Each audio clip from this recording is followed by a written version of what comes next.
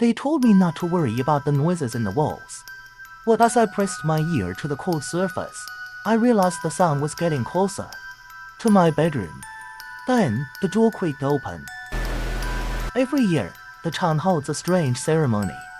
The children leave their homes at midnight and return before dawn with no memory of what happened.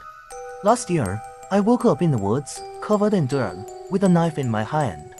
I still don't know if I was the one who... I thought the doll was just a toy.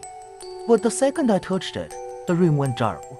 And that's when I heard my own voice whispering from the corner, saying things only I knew. I ran. But when I checked my phone, a text from an unknown number rang. Did you get out?